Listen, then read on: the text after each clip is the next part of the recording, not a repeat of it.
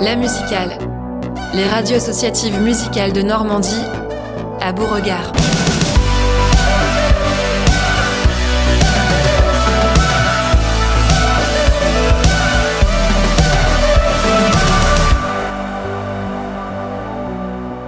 Bonjour à toutes et à tous, vous écoutez La Musicale, les radios associatives musicales en Normandie.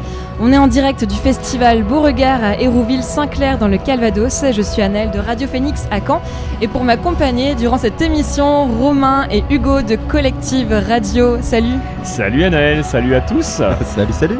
On a également Mathilde et Laurence de 666. Salut. Et c'est Emmanuel de Phoenix qui assure la technique de cette émission. Donc en direct, on est vendredi 7 juillet 2023, il est 18h et c'est la deuxième journée du festival Beauregard bat son plein.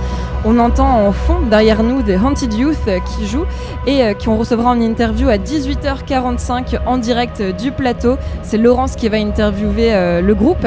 Mais avant cela, faisons un petit retour sur la journée d'hier. Qu'est-ce que vous avez vu de beau ? Tu veux qui veut commencer ? Allez, on commence par Collective Radio, Alex. Allez. Vas-y, Romain.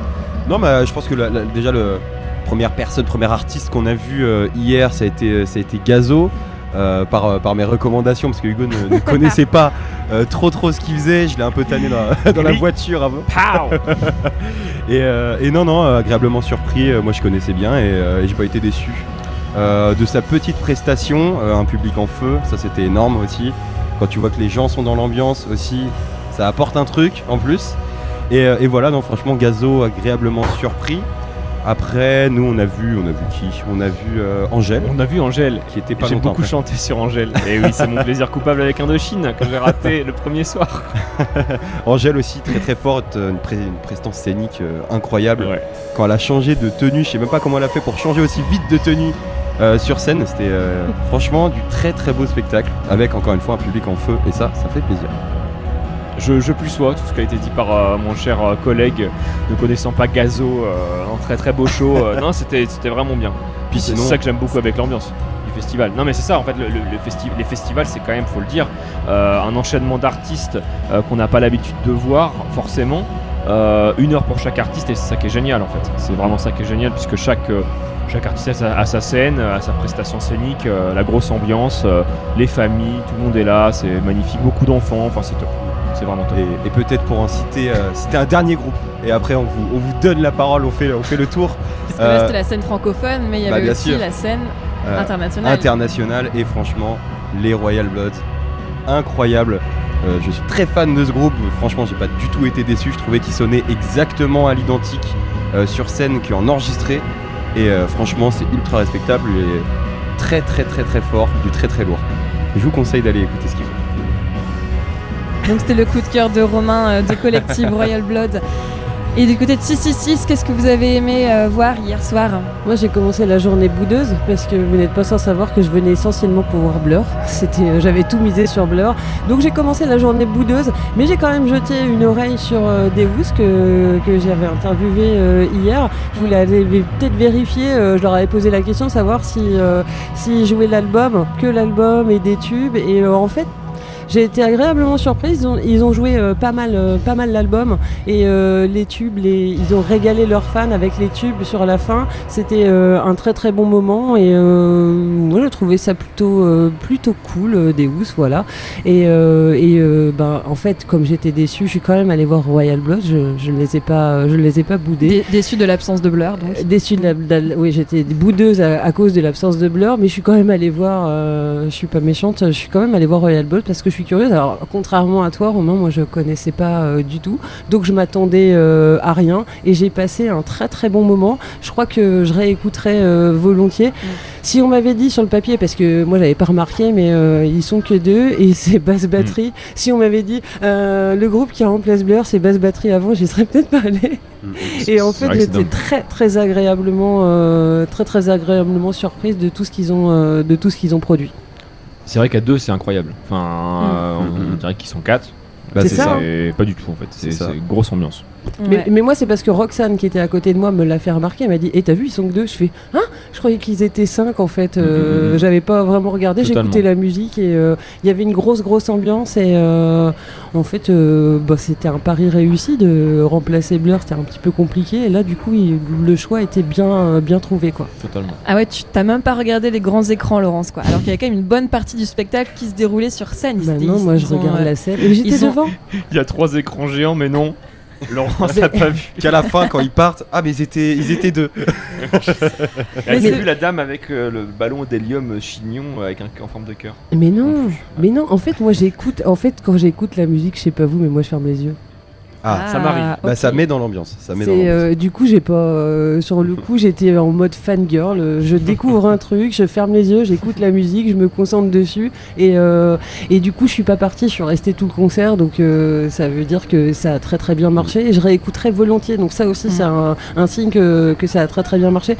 Mais après, j'étais un petit peu fatiguée. Je me préservais. Donc, en bon campeur, je suis allée me coucher après Royal Bros. Ok, tu te préservais pour les soirs à venir. Qu'est-ce que t'attends ce soir, Laurence, toi ? Préservé pour Pedro Winter. Et j'ai vraiment qui vient d'annoncer l'annulation de son show dimanche soir. Et ce soir, j'attends rien de particulier. Peut-être que je vais pousser jusqu'à Perturbator. Qui n'a pas annulé, hein. À 2h05.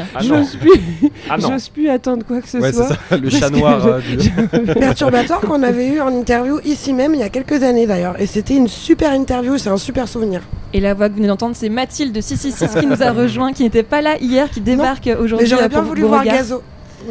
Ok, et alors aujourd'hui, toi, quels sont les artistes que tu attends ? Bon, moi c'est très clair, c'est Damso, Hamza et Perturbator. Ok, très bien. Donc dans une veine assez rap. Et puis tout à l'heure, tu as interviewé Cemented Minds, donc le groupe local. Ils sont cannais.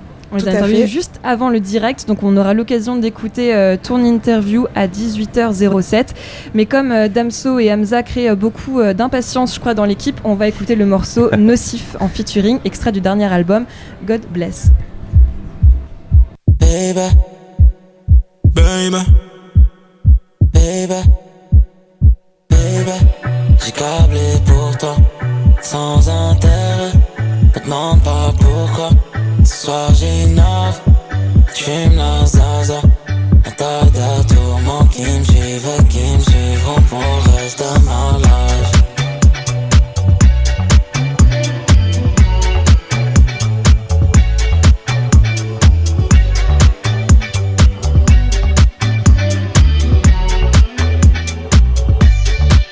Ce love est dangereux et se consomme comme une drogue. La première fois qu'on s'est vu c'était nasty dans la loge. J'aime beaucoup ton approche. Mais tu sais que j'aime que le loving. Mon cœur est codé, non. Mais que dois-je encore t'expliquer qui pourrait éclaircir ce mystère que t'entretiens autour de moi. La nuit nous appartient mais tu veux continuer jusqu'à tout déchirer, baby. J'ai câblé pour toi, sans intérêt. Me demande pas pourquoi. Ce soir j'innove, j'fume la zaza. Un tas de tourments qui me suivront pour le reste de ma life.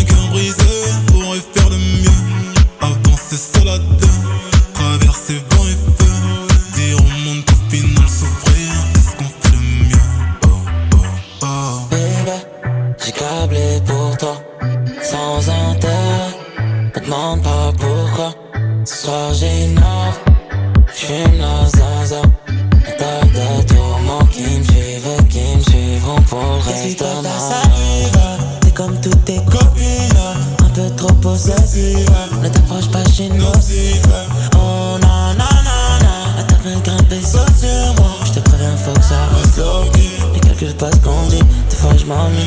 Tant que je regarde tout de la nuit.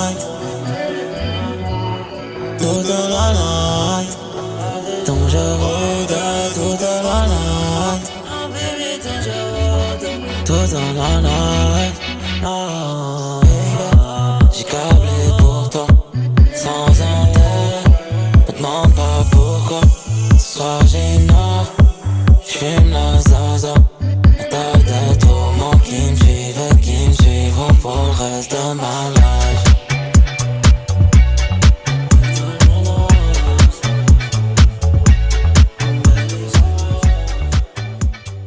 C'était Hamza en featuring avec Damso et puis bien sûr le sample, vous l'avez reconnu certainement, auditeurs et auditrices de la musicale. Romain, est-ce que tu peux nous dire quel est le morceau samplé par Hamza et Damso? Est-ce que tu peux lire sur l'écran du téléphone portable? N'importe quoi, il fait appel juste à sa mais culture. j'ai quand même une très grande culture musicale et je peux vous dire que c'est Lady de Mojo.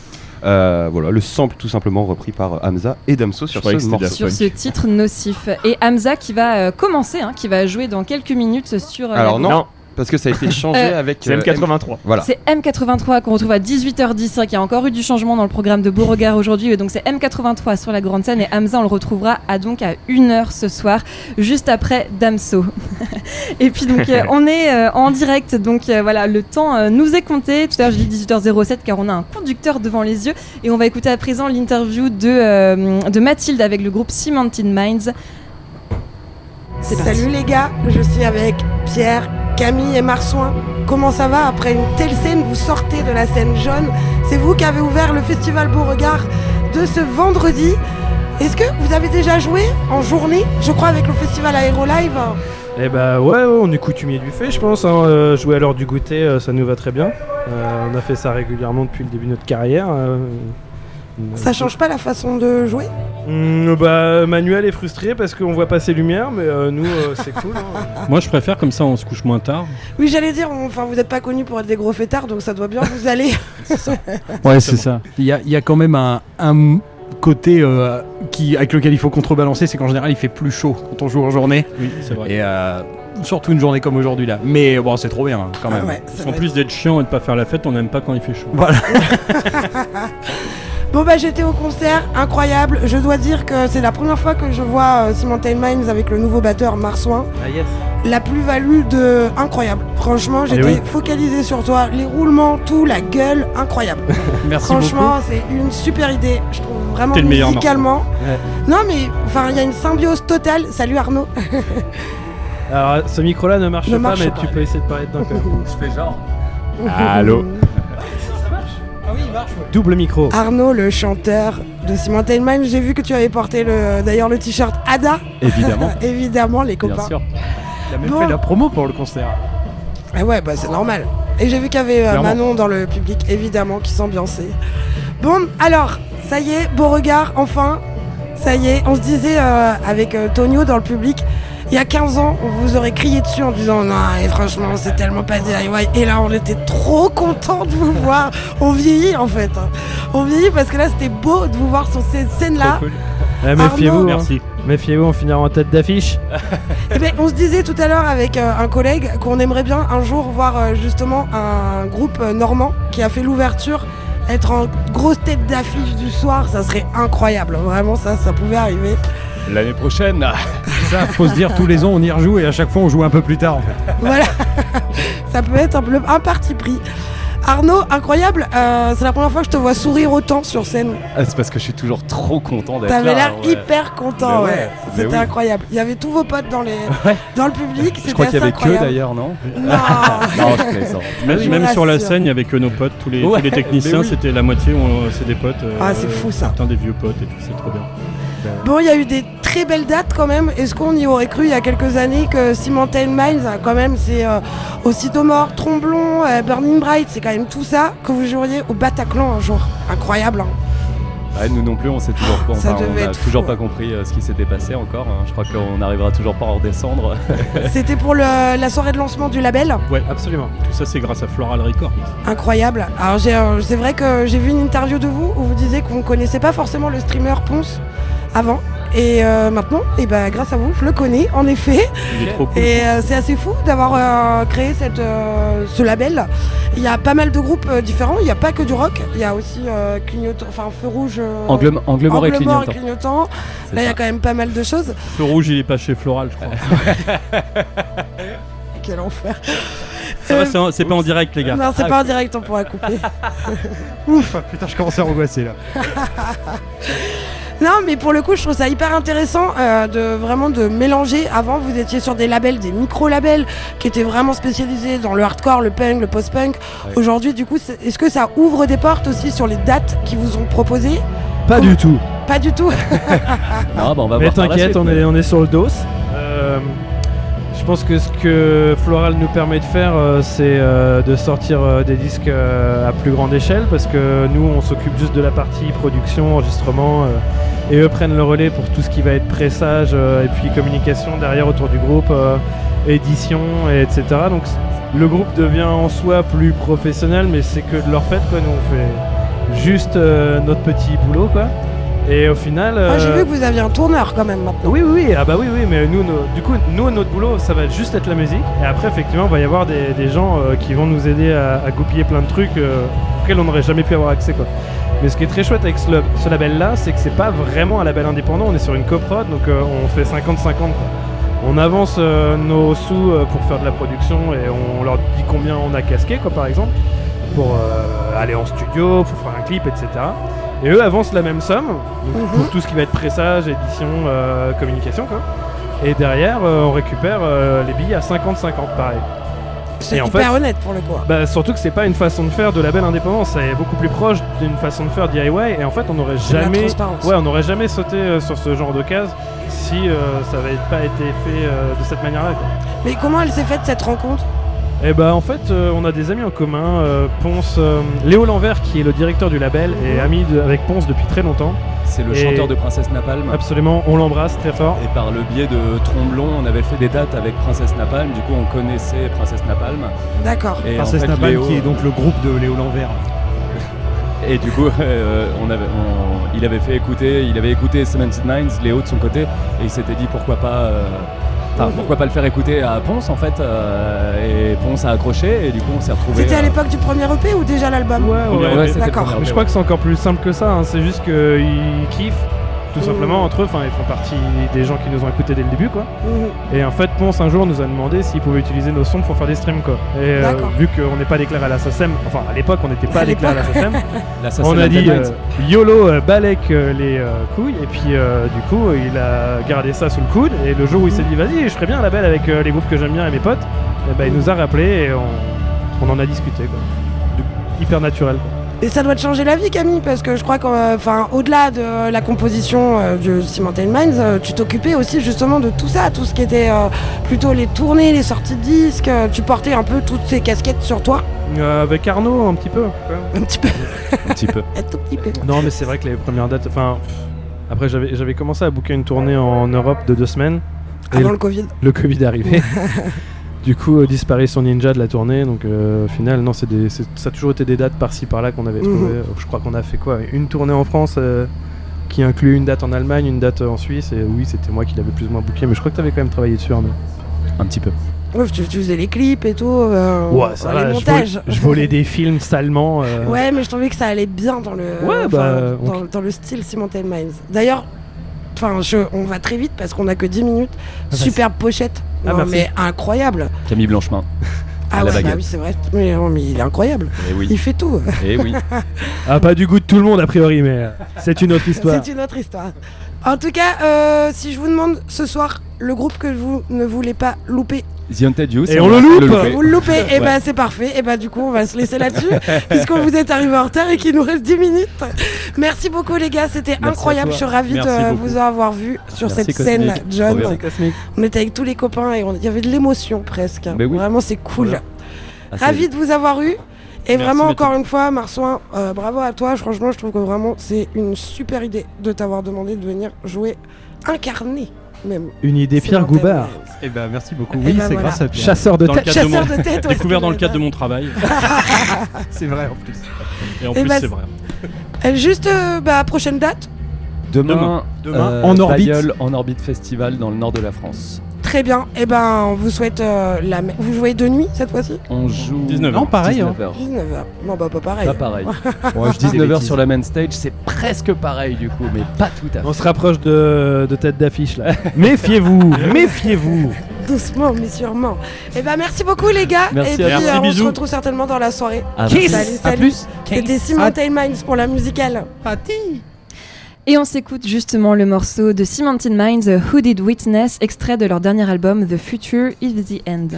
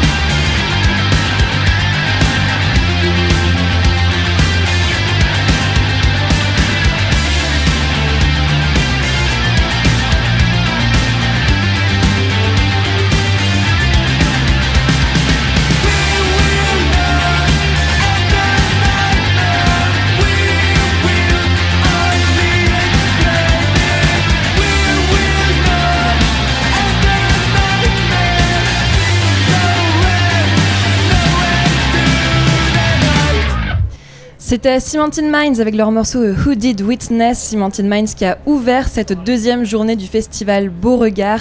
Aujourd'hui, donc groupe Canet et un autre groupe Canet qu'on pourra retrouver. Ce sera donc sur la scène du festival Beauregard dimanche 9 juillet. Ada, on les retrouvera également en interview avec nous sur le plateau La Musicale. Hier, on recevait le multi-instrumentiste canadien Alias en interview. Il jouait également sur la scène du festival Beauregard. On écoute. Salut Alias. Salut. Bienvenue sur le plateau La Musicale. Tu as joué ce soir en ouverture donc de ce jeudi au festival Beauregard sur la grande scène, juste avant Deus, Royal Blood. Qu'est-ce que ça a fait ? c'est fucking. J'étais assez mitigé quand je suis rentré. J'ai vu, il y avait plein de sentiments là, qui arrivaient. Genre déjà le nombre de personnes, le fait de jouer genre avec avant des gros artistes, le lieu aussi, c'est assez incroyable quand même. Autour de nous là. La bouffe la bouffe est fucking bonne. T'as raison. Ouais, et les loges sont fucking cool, les gens sont tellement gentils, donc je suis très heureux. Alias, tu parles comme un Canadien. Oui. Alors que tu es originaire de France. Comment est-ce qu'on chope l'accent canadien et les expressions aussi facilement et aussi rapidement? Je savais, oui. Ok. Déjà pour ma défense, ça fait 10 ans. Ça va faire 10 ans en février. Donc 9 ans et demi que je suis là-bas. Je sors avec une Québécoise. De village. Donc c'est encore pire que les Québécois, l'accent montréalais. C'est culturel. C'est ça. Et je te dirais comment on chope l'accent. En fait, comme un con qui s'amuse à reprendre des expressions de Québec, genre de Québécois. Tu sais, tu dis ça, c'est drôle. Moi aussi je vais le dire. Et puis finalement tu les prends et tu parles comme ça à la fin. Ok. Alors on va revenir à tes débuts. Donc tu es français. Tu es originaire du sud de la France, si je dis pas de bêtises. Comment est-ce que la musique est venue à toi? J'ai tout simplement de manière très classique commencé parce que je viens d'une famille aussi de musiciens et musiciennes. Ma tante est prof de piano, mon père et mon frère jouent de la guitare, mon oncle fait de la batterie. J'avais plein d'albums à la maison, mon père me jouait des chansons du livre de la jungle à la guitare quand je portais des couches. Et aussi comment je suis arrivé dans la musique, c'était peut-être la seule chose que je savais faire parce que je suis vraiment bidon à l'école. T'as énormément de tatouages. C'est lequel ton premier? Alors c'est pas du tout radiophonique. Ok. Donc tu vas devoir nous le décrire.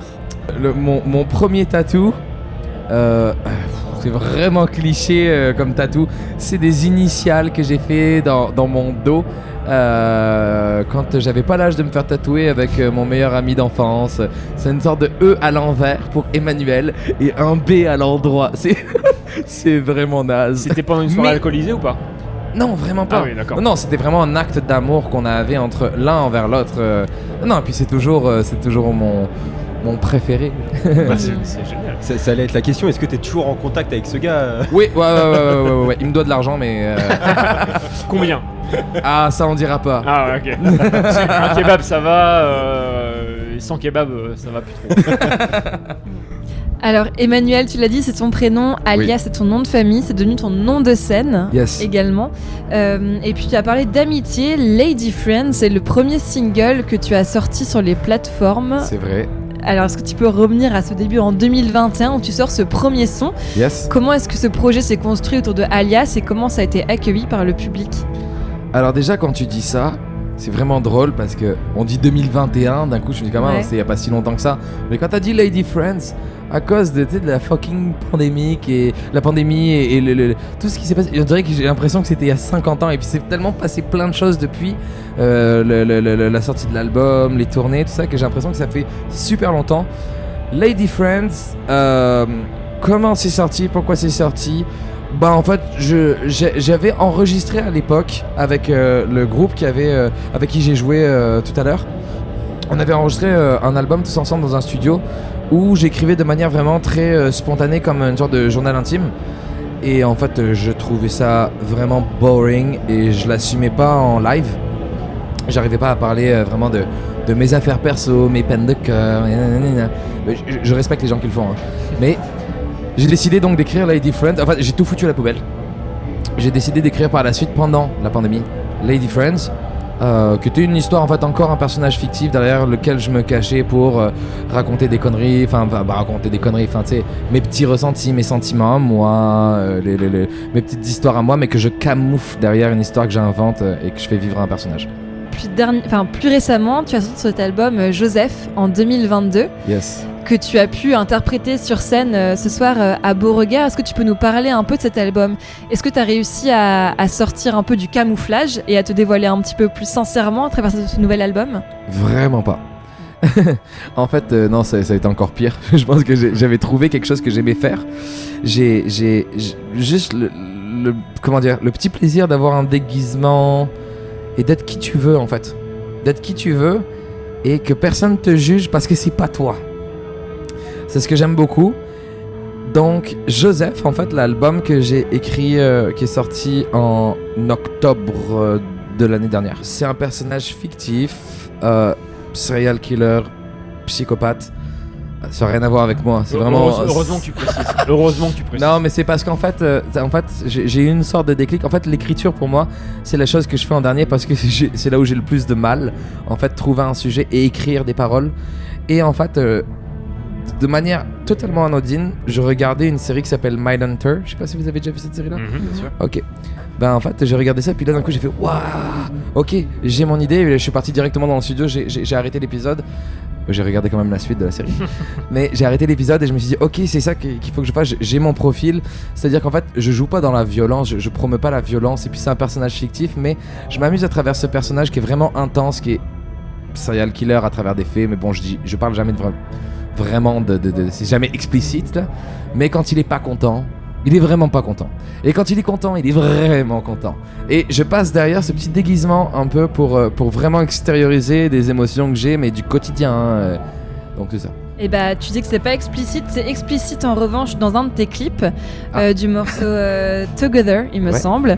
Donc un de tes singles de ton album. Est-ce que tu peux décrire un petit peu ce clip, comment tu l'as pensé? Est-ce que c'était une manière de rendre plus explicite justement tes textes?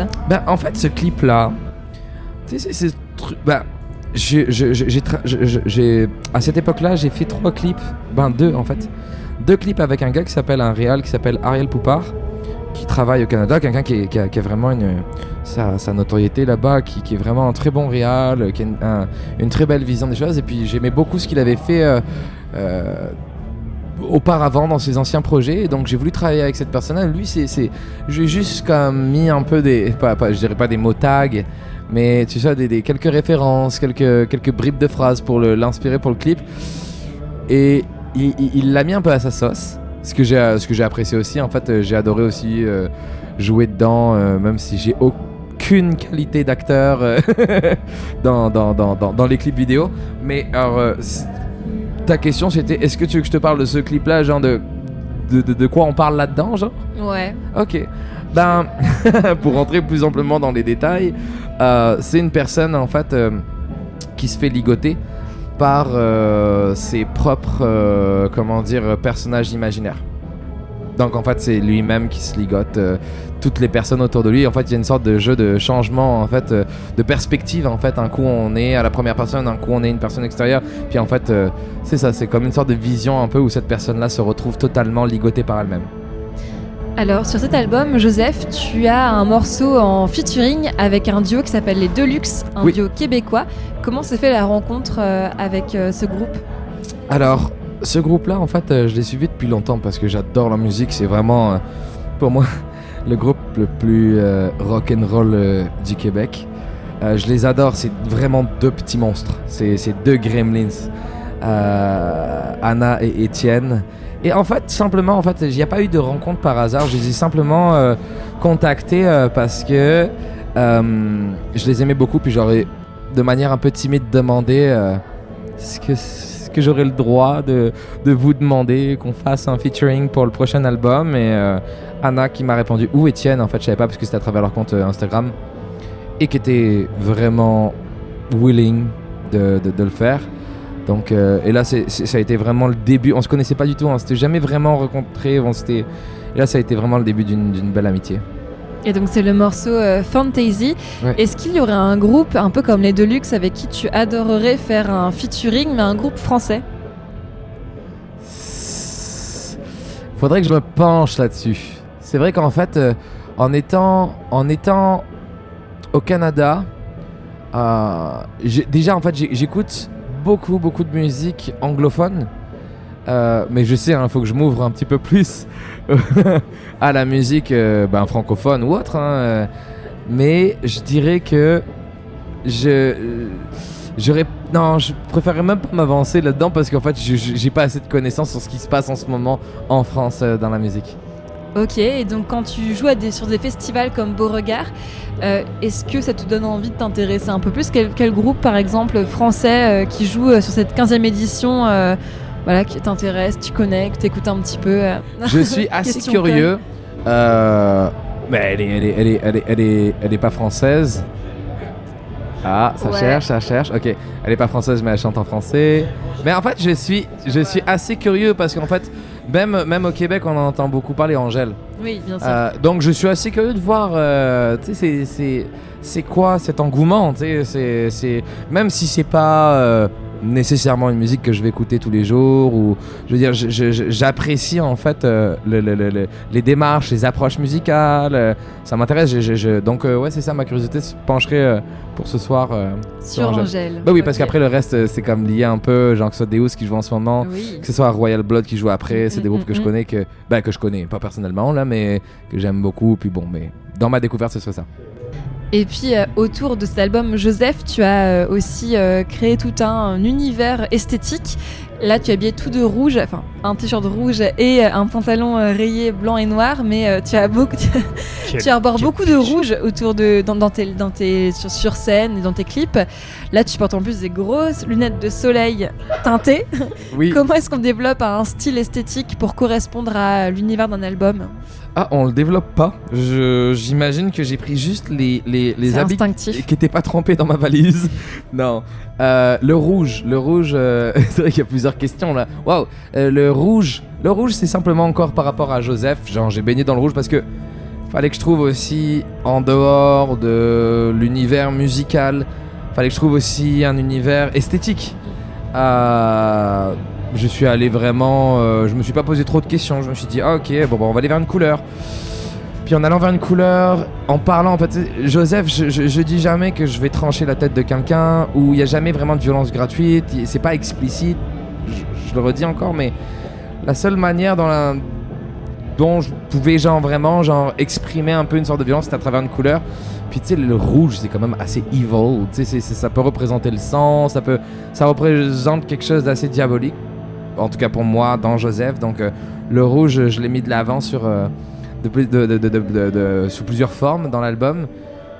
Après, mes lunettes fumées, je sais pas, j'ai une improvisation dans une friperie. Eh bien, merci beaucoup Alias d'avoir été avec nous sur le plateau de la musicale. Et puis profite bien de tes concerts de Royal Merci Blood. beaucoup. C'était Alias qu'on a reçu en interview hier sur le plateau La Musicale. Alias qui jouait à 18h jeudi 6 juillet sur la grande scène du festival Beauregard. On est toujours en direct du festival avec l'équipe de La Musicale, et juste avant de recevoir le prochain groupe qui est The Haunted Youth, on va écouter leur dernier morceau, Riptide.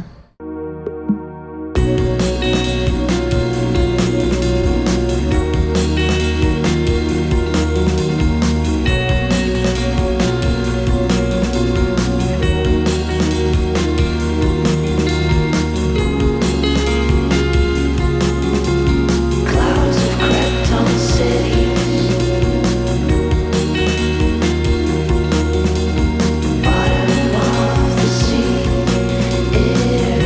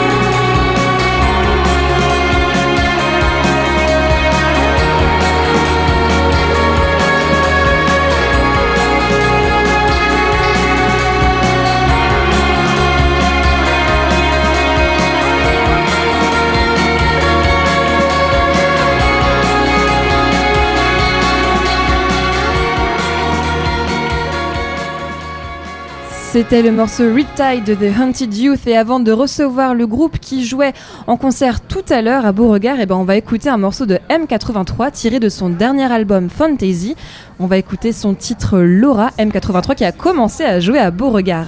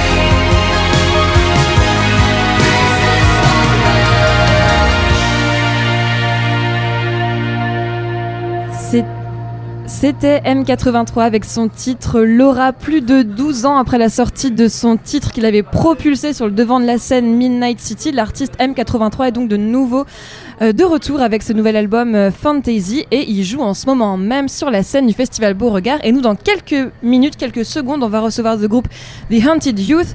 Mais avant cela, je vous propose d'écouter un morceau d'Interpol puisqu'on les aura en interview ce soir, juste avant leur concert. Donc on l'écoutera l'interview demain sur le plateau La Musicale.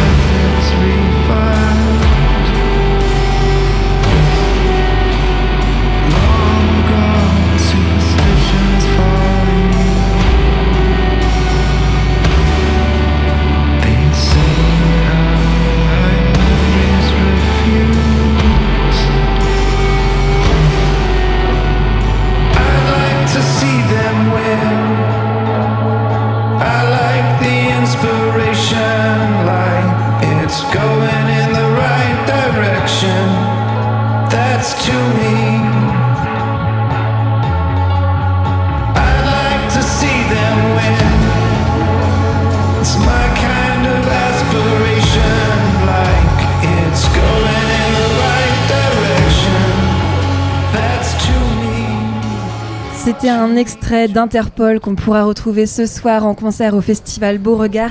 Mais à présent, je suis rejoint par Laurence de 666. Salut Laurence. Salut. Parce que tu reçois à ton micro les membres du groupe The Haunted Youth. Yes. Si vous ne connaissez pas encore la pépite belge The Haunted Youth, je vous invite très vivement à jeter une oreille attentive sur leur album Down Out the Freak qui fait sensation jusque par-delà l'océan. Ils ont joué tout à l'heure sur la scène Beauregard et on est ravis de les accueillir sur le plateau de la musicale. Bonjour Anne. Oui. Bonjour. Et bonjour Joachim. Hi there. Alors Joachim Liebens, en fait, il est non. The Haunted Youth est porté par toi, Joachim, au départ. Tu as commencé le groupe en solo, mais sur scène, tu es accompagné par Anne, Tom, Steph et Nick. Yes, that's very correct. Et je me disais que un groupe, c'est l'histoire d'une rencontre. Alors, comment vous vous êtes rencontrés tous? Well, Steph I knew for the longest because we were in high school together at art school. Did a lot of stupid shit together, like Teen Rebel, like is about like a group of friends really, and he was part of that group of friends, and like that was the first song I really dedicated to my friends and like something I experienced with them, and they were really my first sense of family I had, you know. I really felt like I belonged in that group, and so I really have a special connection with him, and that's why I wanted him to be in the band, because like he doesn't suck. He doesn't suck at all. Oh, he's really great.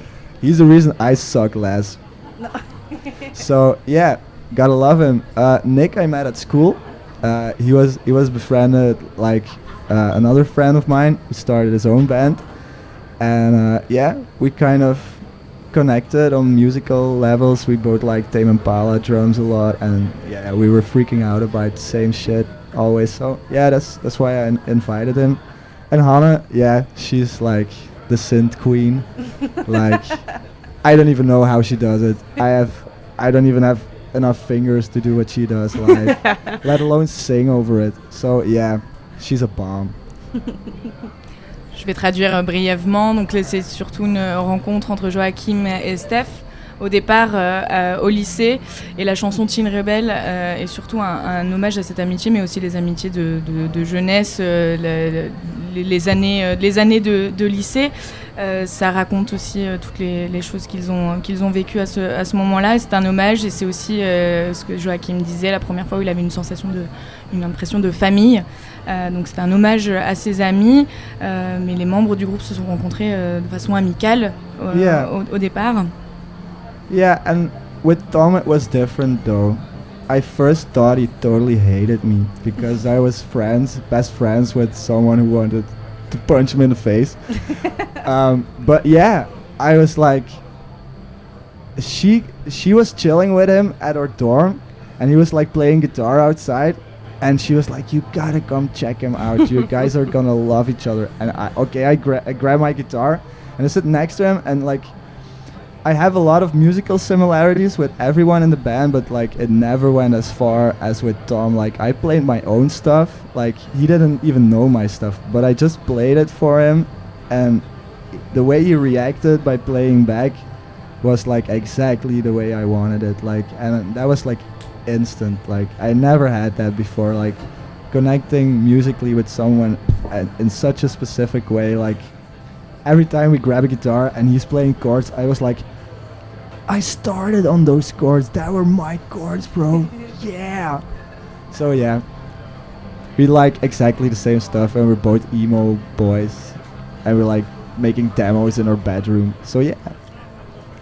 La rencontre avec Tom est un petit peu différente, puisqu'il pensait au départ, Joachim pensait au départ que Tom le détestait, puisqu'il était ami avec quelqu'un qui n'aimait pas Joachim.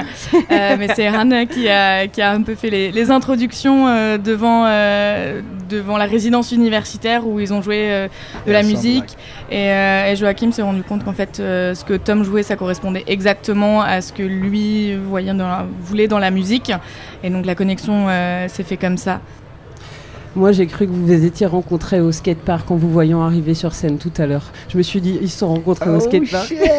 Yeah, I did skate there a little while ago on tour, and I posted a picture of it on Instagram. Oui. And there was someone, I don't know who, but he was like, that's right around the corner of my house. That's like in my backyard. I was like, bro, come skate with me next time. Yeah. I started skating again on tour because I need, like, if you sit still in a van for 6 hours with ADHD, you become crazy. So yeah, that's why I do it. La rencontre ne s'est pas faite au skatepark, mais c'est vrai que c'est une activité que Joachim pratique beaucoup, puisque passer 6 heures dans un van en ayant du TDAH, donc l'hyperactivité, c'est pas possible, il faut un exutoire. Teen Rebel et l'album Down of the Freak a connu un succès quasi immédiat, je le disais, même par-delà l'océan. Ça allait très très vite, vous réalisez? Not really, but I do realize it sometimes, but sometimes it's just all too much at once to really process it when it happens, you know. It comes a lot later, like when Tony, my manager, he sometimes calls me like for 40 minutes and he's just like going off and off like, this has happened and I'm doing this and we're gonna play there and this and this, and I'm like, okay, I don't know what's going on, but let's do it. And then you're actually playing the show and you see all the people there and you get this energy and you're like, what the fuck is happening? So it's really surreal, actually. I never expected it to make it this far, like, at all. Alors, il le réalise pas forcément, ou en tout cas à retardement, souvent quand Tony le manager l'appelle pendant 40 minutes pour expliquer tout ce qui se passe en ce moment. C'est encore un moment un peu surréaliste à ne pas réaliser ce qui est en train de se faire, et la réalisation se fait peut-être en jouant devant un public, mais c'est toujours une réaction à retardement. On vous cueille en pleine tournée. Là, vous finissez, je crois, la tournée de printemps, Spring Tour. Vous le finissez, et il va y en avoir encore une grosse à l'automne. I don't know where Spring Tour stops and Summer Tour starts, but like, yeah, we're gonna be home almost never until November, December, I think. Yeah, there might be a month off here and there, but like, it's gonna be packed with shows. Yeah, like September and October, it's like pretty chill. It's chill, but then it's like all hell's gonna break loose again. Alors, ils ne savent pas exactement quand est-ce que la tournée de printemps se termine et quand la nouvelle tournée démarre. Septembre, octobre, ce sera un moment un peu plus calme, mais sinon ils enchaînent toute l'année. Vous trouvez le temps, entre toutes ces dates, de composer des nouveaux morceaux? I try. It's a new process for me because I was used to having a lot of time and a lot of alone time, really, and now, yeah, like a lot of changed for me. Like at the same time, I found a girlfriend, I found my band, I found a social life in general, a hyper social life, and that was like coming from someone who didn't go to the pub, always stayed at home smoking weed and making demos, and I was like, yeah, it's so much that it's like, I lost my train of thought here. What was the question again? I'm sorry. Do you find time to compose and to write Yeah, I do. It's like I'm learning as I go. I'm not used to it, but it starts to settle a little bit. Writing on tour is hardest right now, but sometimes I take my guitar up in the room and I just fuck around. Yeah. C'est un nouveau process, c'est beaucoup de changements en très peu de temps dans sa vie personnelle, mais aussi dans la vie du groupe. Donc c'est une adaptation, mais il prend le temps de trouver le temps pour écrire, pour composer avec sa guitare dans la chambre. Also, being on tour is actually inspiring me to write in a different way, or like being on an actual stage instead of sitting on a chair in your bedroom imagining playing live. That's like, yeah, that's almost surreal, and now I know what I want from the song live, and I don't know, it's inspiring me. être en tournée l'inspire aussi beaucoup et change sa façon d'écrire. Et être en tournée aujourd'hui lui permet de voir clairement ce qu'il veut dans un titre, dans un morceau. On va parler du live que j'ai vu tout à l'heure, c'était génial, j'ai adoré vraiment. J'ai l'impression que les morceaux, ils sont, pour mon plus grand plaisir, sont plus longs sur le live. Yeah, we always like to stretch things out live and just like, what you fucking... Yeah, I love that part. That's the best part. Yeah, Tom used to always say that in rehearsal. He was like, what the fuck you? And he would play the drums really ugly. And everybody would laugh about it, and that's how it kind of became a meme in the band. And we were like, hey, you know where we picked the song back up at the end of Coming Home in the outro? Yeah, we should do it there. Oh yeah. Yeah, and never left the set really. Ils aiment beaucoup prendre le temps sur scène et d'allonger un peu leurs morceaux, de se laisser aussi vivre les morceaux. Ça a commencé en répétition et un délire entre eux, et c'est resté sur scène, et c'est là où ils se lâchent entre eux. J'avais une dernière question. Anne, si tu es là, le dernier morceau, c'est toi qui l'a composé? Mon français est terrible. I don't speak French. Yeah, she asked if you wrote like the almost last song, and she did. Her. Yeah, I did actually, but I wrote it with Joa at like 6 years ago. I basically just put some chords under it, but she like I taught him some things I knew on guitar that were really like shoegazy, indie vibey, and it's really easy to play. And like a week later, she came to my room and she was like, "Hey, I found this riff," and I was like, "Oh my god, I'm totally gonna steal that." That's actually true, yeah. but yeah. And then we decided to like, I've always wanted to like make songs as a band, but like not my own songs. I can never accept anyone in the process when I'm making my own song, chasing my own thing. But that was like the first opportunity to really get into a song as a band, and like in half a year we're going in the studio, it will be recorded, and it's definitely coming out. Yeah. Donc pour récapituler rapidement, donc c'est il y a 6 ans. 6 years ago, approximately? No, it was Corona actually. It was 2020, so it's like 3 years. I think it was mid-lockdown. Yeah, somewhere. it was lockdown. First lockdown. Yeah. Donc il y a 3 ans qu'elle a écrit. Selon Hanne, c'est coécrit avec Joachim. Selon Joachim, il a juste rajouté la guitare derrière, mais c'est un travail en duo quand même, mais avec les paroles de Hannah. She did the hardest part, writing a good riff. Elle a fait la partie la plus compliquée, donc d'écrire un bon riff, mais c'est un travail à deux. Oui. Eh bien merci. Eh bien merci beaucoup The Haunted Youth. Merci Laurence pour cette interview, et Lotte qui a encore une fois assuré parfaitement cette traduction. Merci. Et puis merci à vous de nous avoir écoutés durant 7 heures en direct du festival Beauregard. Merci aux auditeurs et auditrices de la musicale, et on le rappelle qu'on est de retour en direct dès demain de 17h à 18h avec des interviews d'Animaltrice, Tyrène Drezel, Bertrand Belin, Interpol et plein d'autres surprises. Belle soirée à tous et tous à l'écoute des radios de la musicale. La musicale, les radios associatives musicales de Normandie à Beauregard.